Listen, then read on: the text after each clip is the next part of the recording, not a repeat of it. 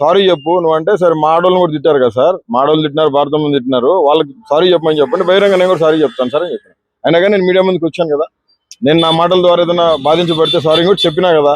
నేను లైన్ మార్చి మాట్లాడేటప్పుడు కారుమూరి వెంకటరెడ్డి అనేవాడు నా క్యారెక్టర్ అసాసినేట్ ఎందుకు చేయాలా? కారుమూరి వెంకటరెడ్డి మాట్లాడమంటే కారుమూరి వెంకటరెడ్డి ఎందుకు మాట్లాడినాడు అడిగితే, నేను కారుమూరి వెంకటరెడ్డి ఏం చెప్పినాడు, పూడి శ్రీహరి సజ్జల రామకృష్ణారెడ్డి మాట్లాడినా అన్నాడు. నేను ప్రూఫ్ చూపిస్తాను. సజ్జల రామకృష్ణారెడ్డి గురించి నేను ఒక్క నిమిషం ఆలోచించిన, ఒకవేళ నేను ఏదైనా ఒక కంప్లైంట్ చేయాలన్నా ఢిల్లీలో నాకు ఏక ముక్క పని 5 నిమిషాల్లో నేను అతని మీద నేనేం చేయాలో చేయగలను. భారత రాజ్యాంగం ఇచ్చిన కాలమాన ప్రకారం చేయగలను. రిపబ్లికన్ పార్టీకి రాజీనామా చేశాను, త్వరలో నేను వైసీపీలో జాయిన్ అవుతున్నాను. లేదండి, జగన్మోహన్ రెడ్డి గారికి చూస్తే నన్ను లోపలికి పిలిచేస్తారు వెంటనే. జగన్ అన్న దగ్గరికి పోవాలి అంటే ఈ సజ్జల అనే వలయం దాటుకొని పోవాలా. ఉన్నాడండి, నేను ఎప్పుడు పట్టించుకోవాలా, స్ట్రైట్ ఫార్వర్డ్ ముందుకు పోతానే ఉంటాం.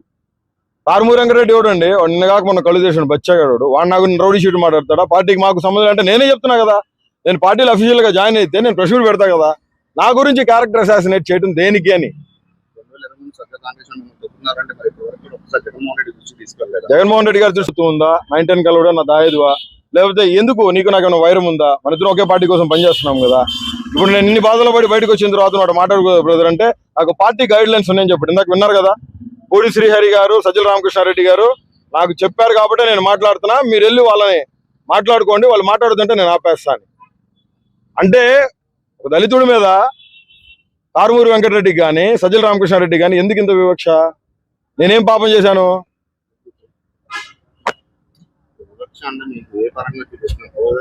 తెలియదండి, ఆయనకి మనసులో ఉంది, ఎవరికి తెలుస్తుంది. నిన్న పిలిచాడు, పోయినా 10 రోజుల క్రితం, ఎవరు నువ్వు అన్నాడు.